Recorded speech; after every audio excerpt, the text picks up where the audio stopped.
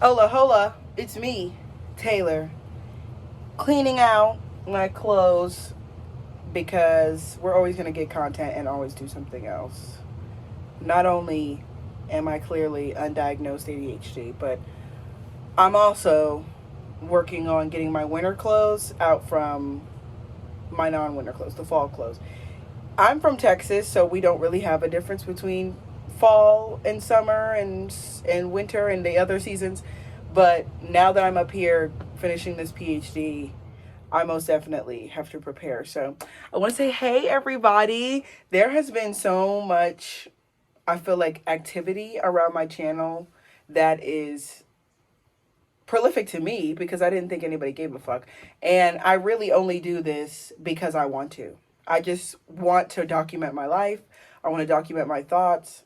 And I'm a teacher. I'm an educator. I'm an activist. I'm an organizer in the community. So it's important for me to leave a legacy. You know, I was here, as Beyonce once said. So y'all gonna catch me doing this because we're in the real world. So today, as you saw from the title, I'm talking about basically just talking shit about what I'm envisioning for the future of education, for the future of teaching, and this is specifically in America, specifically Northern America, what I'm envisioning and the things that I have qualms with and what I want to push back against. So if you've been watching a few of my other video essays, you know, school is jail and the university has always been a place for protest, which I'll link below, you probably know how I feel already about learner and facilitators, students' rights, and teaching. Most of the questions that I get about my work, though, surrounds the real-time solutions to our education gaps. And to be honest, other than my writing pieces, I haven't encapsulated, I feel like, the enrichment world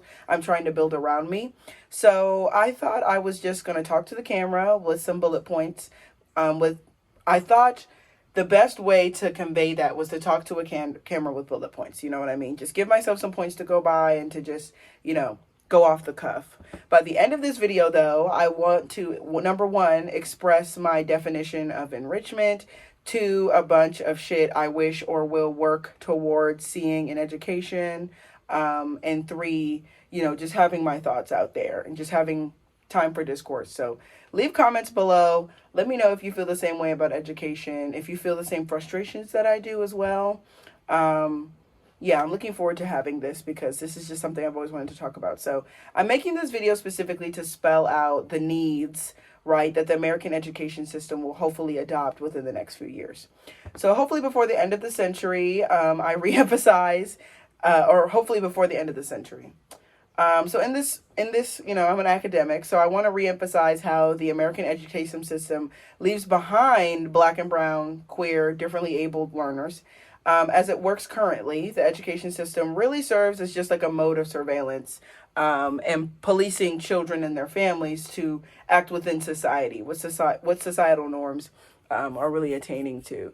So the system as it stands leaves vulnerable families to the mercy of their states. Online public schools have started to become more available as school campuses continue to be hotspots for infectious disease, mass shooters, negligent and or abusive staff. Despite teacher strikes, student protests, thousands of deaths, and reduction of funds, the system continues to go unchecked. I do want to preface that it's not going unchecked, that there are lots of people within the education system that are working towards reforming it, but as it stands now, and as it has been really for the past like really 20-30 years, it hasn't really made the strides, especially public education, to really encompass all learners, right? It really is just focusing on still a few. We had things like No Child Left Behind, which really was just a ploy to act as a surveillance for Black and brown families once again. So we're still waiting for some actual reform to come, as we can see in, like I said, all these protests and things going on. So in this video, I just want to share my visions and hopes for the American education system, fold up my clothes / plan out my next, 2-3 weeks. And also, talk about the system in which I am also a product of. I went to, so from age pre-K till, I would say, pre-K to second grade, I was in a private Christian school. And then from 2 to 4th grade, from 2 to 4th grade, I went to another private school. called St. Anne's Academy, which is since closed. Wasn't too good of a school. And then that was in fifth grade was when I went full time into public school. So after fifth grade, my family and I lost a lot of money from the recession. And so my parents were like, well, now y'all have to go to public school. And I was like, okay, cool. And in public school, for public school in DC, which is where I grew up, it was pretty fast paced. It wasn't until I moved to Texas that I really saw the difference in what students in DC were learning versus students in Texas. And in Texas, I was really accelerated. Like, they're like, you're in the 8th grade, according to us. You know what I mean? So when I got to 5th grade in DC, I was in public school, and we decided to move from 5th to 6th grade. So I basically just kind of exited out of 5th grade and went straight into 6th grade down in Texas. This alarm that goes off at 9:47. But yes, as I was saying, I went to school, like I said, all the way up until 5th grade, or for 5th grade in public school. Then 6th grade, I moved to Texas, and I started going to public school, 6th grade middle school, in Texas. And like I said, it was a stark difference. I could tell that they didn't learn as much stuff as we were learning in DC. I could tell, like I said, also from the fact that they tested me and how I was responding in class, that I was ahead of the other students. And so I was immediately ushered into like gifted and talented programming, because they felt like, oh, well, Taylor's really accelerated, when it was really like, depending on where you live in America, it depends on what you're learning. We don't have there are standards that go across nationally that people suppose that every student in America should know, but it is up to your state to determine what it is that you're going to learn. So that's why in Texas we learn Texas history. Not every state does that, where they learn the history of their own state. But for Texas, we do, because Texas was seceded from the Union for a while. They were part of the Confederacy. So we have to learn about the history of when Texas was its own country. We have to learn about, all that and what happened during those years. So yeah, then after I started public school in Texas, I continued through public school. In high school, I went to a public charter school. So it was specialized on medical professions. And that experience really brought me to wanting and to know that I wanted to teach, and that I wanted to be a part of the education system, because I had such a terrible experience. So yeah, then I went to a public university, and now I'm going to another public university. So public school has been in my life since 5th grade, and I've always attended public school since 5th grade. Shout out to being poor. Yeah. So continuing this rant, I kind of want to start rattling off some things that I think are most immediate that I'm thinking of. And like I said, I'm just going to say them quickly. Accessible education, and that means making education accessible to all learners, of all learning types, of all different abilities, and various environments, and various patterns and ways of learning. Equitable curriculums, meaning that, some schools learn African American history, while not all schools do. Some schools require that all the students learn certain sorts of history without reemphasizing other folks' histories. Mathematics, things like that. It's really inequitable how it is that we plan out curriculums for students. They're not individually based. They're based on, like I said, what the state thinks that children need to be learning. Non-discriminatory policies. So that means dress policies, attendance policies, things that directly marginalize or oppress students, or add into their marginalization and oppression. Variable modes of schooling. So like I said before, online school is a path. There's co-ops, homeschool, private tutors, public education, social learning, community learning. There's so many different ways that you can learn. And it really is up to the parent, or if the child is emancipated or a part of the state, or the state, to come up with what that really looks like. And if you have parents that don't really give a fuck about you, you're just going to go wherever you're going to go. Variable, I already said that. Accurate representations of community throughout campus. So if you go to a school, or if you live in an area that's majority Black, your school is probably going to reflect majority Black. And that makes a lot of sense. It's going to reflect the area in which you live in. There are some schools that are in majority Black areas, like the one I went to today for work, but a lot of the teachers are white, and they'll say racist things like, oh, I'm happy I don't live here, or I'm happy I don't stay in the neighborhood, or I'm happy I'm not around these kids all the time. And it's like, bitch, fuck you. Safety for all learners. Obviously, I feel like school safety continues to be a hot button topic as we talk about the spread of disease amongst children, especially with COVID, monkeypox, as well as the spread of school shootings in America. Just something that people have found to be something that they can do to sensationalize, to let themselves be known, as well as like traumatized children. So that's been something that has continued to be a hot button topic since America has the gun laws the way that it does, including on universities as well. And then learner-led administration. So that means that the learners are the ones that are telling administration the ways in which the money and things should be funded, versus the administration telling the learners, well, this is what you're going to learn, this is why, and this is where all the money's going. Higher wages and more resources for instructors. It's known, like in social work or just in social jobs and in the field, that you don't do it for the pay. Like, no one's a teacher because they love the pay. No one's a social worker because they love the pay. They do it because they feel the work is important to them. But you shouldn't be doing work that is immensely important to the development of generations of children for like pennies, and losing out on your development as a human being because you're too busy giving your entire life to a corporate entity that's not going to give anything back to you. So definitely need more wages and more resources, as well as more, just more everything for instructors. And then school council board reformations, because like I said, the school council boards are really the one who choose and pick and choose what it is that our children are learning. And a lot of these boards are corrupt, ran by people with money. A lot of these people sit on the seats of these boards for very long times. There's parents that advocate for school boards to be reformed or for people to be removed, but it's pretty hard to do that depending on where you're at. So also just basically a new way as to how we choose who gets to pick what. So the first question is like, what does enrichment mean to me? And for me, enrichment is an experience. Learning is an experience. You can learn anywhere. You can learn from home. You can learn from any person. You can learn from a thing. You can learn from a video. You can learn from a song. You can really learn from anything. And we don't really implement that in public school education.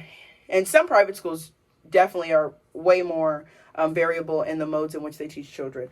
But I think as of right now, we're still really slipping in that area. Enrichment should feel like an experience. It should feel like the moment you walk into the building or the moment you decide that you want to learn from this space, that they're encapsulating an experience that can only really come from this mode of learning you choose to be in. I think in a perfect world, every year, students would be, or learners would be able to choose what type of learning they want to participate in. So for adults, they give us a lot of options in grad school where you can take like a year to do research and go to other places. Like you can do work study. You can also fly to other places and do internships, which is basically the same thing. But you can teach, you can be immersed, you can be taught, you can go through class. Your class can be different. Like, why can't we offer those sorts of things to all types of learners regardless of their age? And why can't children just choose how they want to learn? I think a lot of people think that children don't know what they're talking about, when in fact children are very knowledgeable and super truthful and super honest. And instead of just hearing them on what they say, people just sort of dismiss it. They also have a fear of like honoring a child and doing what they ask them to do. I had a parent today say that, like, my child, they don't know their gender, so I don't want them to just pick up certain things, especially without having the conversation with me, or without them really understanding what it is that's behind it. And I'm like, yeah, everybody needs to have an understanding as to what gender identity and sexuality means to them. And just because a child chooses one day to be one gender and one the next, they just like me for real. I'm the same. So just because children are able to have agency does not mean the world is ending. Just because children decide to have their own decisions and make their own decisions does not mean there's power imbalance. Actually, that is what that means. And people don't want to lose their power, especially not to children. They feel like children are, once again, not smart enough to X, Y, and Z.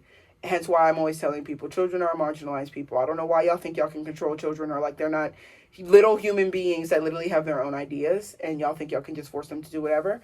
But that's literally not how the world works, and that's not how children work. So I'm hoping to see that reformed. Seeing people taking children more seriously, seeing people taking learners more seriously, just in general. I think the next thing was like, who are the actors in this? And like I said, I've been using the new terms learners and facilitators because students and teachers and, shows or kind of sets this precedent that learners can also facilitate and that facilitators can also be learners. So facilitators, instead of an, instructor, facilitator, they're someone that doles out a curriculum, right? And a lot of public school teachers are given the curriculum and then they're told you can put your little spin on it and then you teach it. You know what I mean? But we're given our curriculum. We're told this is what they need to learn. When other instructors like professors and things like that get their own agency to create their own course, then they are also creating curriculum. So they're a curricularist and they're also an instructor. But you can buy the curriculum or get the curriculum from somebody else or be trained in curriculum and then just instruct it and facilitate it and hope that the group comes to conclusions that you're hoping they come to, right? Why is it that learners can't take that space? Why can't we have learner-led? I imagine a class that's taught by a 6-year-old or facilitated by a 6-year-old. Maybe we can distribute curriculum to 6-year-olds, to kindergarten classes, to second grade classes, and see how they do when we're like, well, you teach the lesson. You do X, Y, and Z. I think we really cuckold people into very small boxes as to what they can do based off of their age. And it shows when teachers talk, they're like, okay, well, for grade 6 or for age 6, they should be learning how to use their PH sounds. They should be doing blah, blah, blah. But what if they've surpassed that, past the age of 6? Are they just going to sit in class? Which is what happens. So many students get left behind, including myself, because not only do we already understand the information, we're being told, well, you're going too fast. You need to wait and do it on the level that I'm saying do it, instead of being given the agency to learn about anything. When I worked for Dr. Tawana Chambers at Single Seat Enrichment School, it was a co-op, and we saw the students 3 times a week. We had, 14-year-olds who were in college. We had 9 and 10-year-olds learning about engineering. They were creating architecture projects. They were questioning the worlds around them. They were talking about racism and sexism and the things that affect them. Because if you just talk about what's going on in their everyday lives and tailor it to what they want to do in the future, they're going to go past what it is that the government is saying a 6-year-old should be able to learn. Obviously, you don't know this 6-year-old. This 6-year-old has different experiences. The 6-year-old might be a little bit faster in one area than another 6-year-old, and another 6-year-old might be a little bit faster in a different area. And each individual experience should be tailored. We should not be having experiences that are all supposed to feel the same. It's not ever going to feel the same, right? So examples, like I said, like Dr. Tawana Chambers, she creates her own curriculum. Go to Single Seed or tawana.org. I'm going to link it. Or drshay.org. And she also offers help to other teachers to teach teachers about how to distribute curriculums that center children and center children's agency and center children's care. And like I said, we just asked them. I remember there were so many days when we didn't necessarily have anything planned, but we're like, so what do y'all want to do? And they came up with so much stuff. I want to learn about rocks, dinosaurs. I want to learn where this came from. I saw this in the street the other day, or I saw this on the news and I want to know more about it. And it turns into a lesson. It turns into a 2-3 hour lesson. They pick their own books that go in the library. They create their own classroom. Like they come and they move the furniture and they say where the desks are going to be and they say what they're going to do and they come up with their own schedule and they come up with their own rules. And they're surpassing what children in public school are doing. So what does that say? I think next, the second question is just like, what do I expect to see? What do I want to see? And I just want to see culture shift. I want to see culture change. I want a revolution. I don't want things to stay the same. I don't want things to feel the same. I want schools to feel immensely different. And by that, I mean the respect level that is offered to learners. Like I said, children are sort of still in America seen as like children should be seen and not heard. Children shouldn't be listened to. Children don't have ideas that are worth our time and to be prioritized. But I need to see that changed, because the idea that adults are automatically respected is just not working. That doesn't do anything in terms of building trust with students. It just makes them think that you're a disciplinarian. And I hate starting off classes that way. So then power dynamics, like I said, it's important to let students know that we're breaking power dynamics. We're not going to have a space where only one of us is allowed to speak or only one person's thoughts are prioritized. Everyone's going to be on the similar level and we're all going to do what everyone else wants to do. We're really going to work as a community. Then the environment. So like I said, sometimes these campuses are underfunded and just don't have what the students need. A lot of the times, like I said, we can see now with security ramping up in schools, but before, people could, even with security there, that people can just break into schools and start shooting, that students can bring guns and start shooting, that being in a school campus does not prevent sex trafficking, that it does not prevent sexual abuse, that it does not prevent grooming. So yeah, I think obviously that has to change. If a majority of campuses are experiencing sexual assault and sexual abuse on their campuses, I think that just says more about the campus than it does about the students. Schools are just microcosms of society. So we as a society need to think, well, what are we going to do when people are rebelling against the community? Some people say jail. In the olden times, they used to hang you in the square. And schools need to be able to come up with their own rules and ways in which with dealing with respect and disrespect and when people commit offenses and other things like that. Then finally, like priorities. I feel like schools, as any other corporation, prioritizes money and prioritizes, I know most schools really prioritize sports or will prioritize like a name for the school, a community behind the school, wanting people to buy the jerseys, wanting people to show up to the games versus paying their teachers, versus paying for their students to be able to eat and paying for things that students need on a daily basis. And so I think the priorities also need to shift. People are prioritizing making these large organizations like the College Board, satisfied and teaching to those levels so that they get all this funding. Hence why the nonprofit industrial complex is really just super fucked up. Anything that's funded, that has to be funded publicly and that has to be funded through grants or through the government, they're going to make their aims towards what the government and what these entities are saying. So if you're funded, through taxes, and there's lots of politicians who are going against the people in the school board or who are advocating for these certain things to be taught, they can then make those decisions and change those things regardless of the fact that even their kids participate in the public school system. Maybe their kids don't even go to public school, but they're like, I don't want kids in this area learning these things. And then finally, a curriculum change. Like, if you've ever gone to public school in America, you know what I'm about to say. And it's really just that we're not challenged. You are forced to learn things that can really be regurgitated at any sort of time. You're not pressured or pushed to have your own unique ideas. Often the things that we're getting comes with a rubric and an answer key, and I'm expecting all of these students to come up with the same answers. And anytime somebody deviates from that answer, even if it's tangentially right, you're still deemed as wrong. And that's just not true in the real world. We don't have just one answer for everything, unless you work with math and science. Those things are pretty particular. But even then, you can break out of the mold. You can break out of those customary answers. I was just talking to one of my students about how I'm majoring in English, and people are still really hung up on Shakespeare. Obviously, that's a lot about whiteness, about what is held as authentic, as real, as classic writing versus what I see as classic writings, which is a lot of Black writers. And so when we have environments like that aren't elevating other types of readers, that aren't elevating other types of instructors, that aren't elevating other types of learners, then you're getting everybody learning the same thing. And that's what, the public education system wants. Hypothetically, they want everybody in America to have learned the same thing. But since we know across the board that's not what happened, that's not what happens, why is it that we're still attaining that?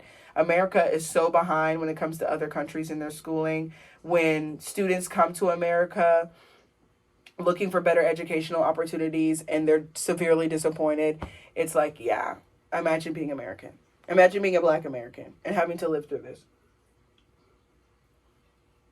As James Baldwin says, having that that double consciousness of knowing that you're Black and knowing that you live in America. And he was gay. I'm gay, so it's really triple consciousness. Intersectionality by Kimberly Crenshaw.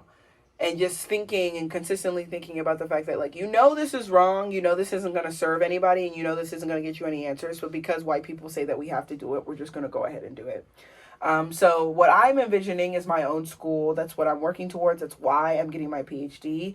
Similar to what Dr. Tawana does, I really want to offer these resources to all types of learners, specifically marginalized students, queer students, students of color, who are looking for these other opportunities to learn. I was one of those kids, those students that just fell off of school almost immediately because it was clearly something there was nothing that I was interested in, and nobody was trying to get me interested in anything. They were just like, well, you have to be interested in this because this is what people do. They're interested in these things. People want to do STEM. People want to become doctors. People want to do whatever. And I'm like, well, I don't want to do any of that. Even at a PhD program, I'm getting a PhD to be an entrepreneur, aka to start my own school. So it is for educational purposes so that I can be an educator. But otherwise, I would have gotten an education degree. I don't believe in what it is that Americans are doing for education. I've going through the ringer to get the highest level of education that can be attained in America to prove the point that getting a doctorate does not make you better than nobody else, that a lot of these people are just getting doctorates to wield their power, and it really is just a politics game. Depending on which department you're in, if people like you don't even really have to do a lot of work. I remember when I got here and I was doing tours, I would listen to some of my colleagues' work, mostly some of the, the non-melanated ones, and it just seemed like they were scratching the surface. I remember one of the students had done a paper on birds, their whole dissertation. And I was like, okay, I get that. And like, service is arbitrary. But how is it that this paper that's tangentially about birds, that doesn't really serve anybody, that's really a super niche thing to write about, which you're totally within your lane to do, is being hailed on the same level as these other students who are usually talking about their marginalization or their racialization or really real ass shit that's actually happening to them? Not saying one is better than the other, but how is it that we're both getting the same degree, that we've done the same amount of work? We know that that's not right. Even in a PhD, there are some people, including myself, being one of the few black people in the department, when I talk to other people about things that they have to do, not all of them have been blackballed like I have. Not all of them have had to do extra things in the department that I'm asking my other friends who aren't black, and they're like, no, I've never done that before. A lot of my white compatriots are getting their language things checked off because of their undergrad courses. But whenever I say, well, I took Spanish for 3 years in undergrad, can I take it off for whatever reason?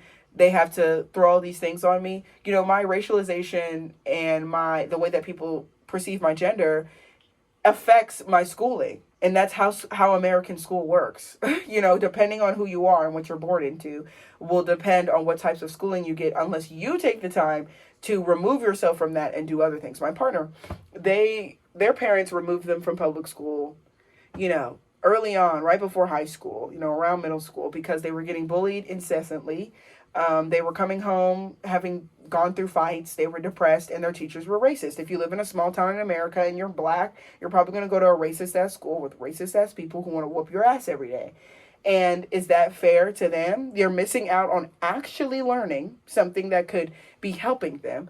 Instead, they're doing politics with these students and with these teachers every day. Teachers that are blatantly racist, that are giving black students bad grades just because they don't like them, or just because they didn't say something that they wanted to, or because they don't look the way they want to. And I'm so proud that their parents were able to do that, because I was living with a black single mother at the time with 2 kids, and she's like, y'all are going up the street. What are you talking about? Wherever the school is closest is where you're going. And she often moved closer to our school so that we could get to them closer. But she most definitely was a woman that was like, yeah, I don't have the money and the time to be giving y'all that special education. You're going to have to make that for yourself. And yeah, that's not fair. People shouldn't be forced to just not get the educations they want. They should have access to the education that they see fit and that's accessible to them and that prioritizes their needs, period. But as the education system stands now, that is not anywhere as to where we're going to get. I am hoping over the next few years, like I said, that I myself, as well as other people, can continue to work to do a lot of things that would make the schooling better. I mentioned some of those things in my other videos that I've already tagged below. And I've also mentioned people and movements and things that are moving forward that do give me hope about education, about teaching, about pedagogy, about the academy, about all of the things that go into the knowledge production system. Yeah, I have hope. There is going to be joy. And like I said, even regardless of all that, I'll have my school. So if y'all don't want to do anything that's actually going to prioritize the people that need to be prioritized, just know Taylor will, period. And I'm hoping to come out with some curriculum that can be used, in a homeschool setting so that students can learn and do what they want to do. But this video is already creeping up past 30 minutes. I just wanted to talk some shit and say, hey, I'll probably have another video out somewhere towards the end of the month or even beginning of November. I have my qualifying exams coming up. So I will be once again popping off an MIA. I think I'm going to try and push a bunch of content over the next few weeks because in November I really got to shut it down and sit down and focus. So I'm super excited. Thank everybody. I want to thank everybody who's been tuning into my YouTube channel. Like I said, I've been seeing so many more comments and people subscribing. I can't wait to look back on this video after I have, like, more subscribers. But even these first 31 is shaking me to the core. My whole goal by the end of this year was to have 25 because that's how old I am. So I was like, I want to have 25 followers for every, a follower for every year I've been alive. And right now in October, we're already at 31. So keep subscribing. If you really enjoy my content or if you enjoy what something I'm doing, just comment. Like I said, I don't do this for money. I don't do this for anything other than I just want to have conversations with people and see if everybody else is at the same place that I am when it comes especially to servicing children and servicing people who are looking for education. So with that, I'm going to finish putting my clothes up and planning my outfits for the next couple of days. I might even do a video about it, especially since I'm going to pre-plan them. I think I'm going to do just a week because my mind is kind of like, I can't even think past a week's worth of things. So I'm like, okay, let me focus on 1 week. I'll do the rest of this week and next week, and then we'll be good. I will be back here soon. I really hope everybody has a good night, and I'll talk to y'all later. Bye.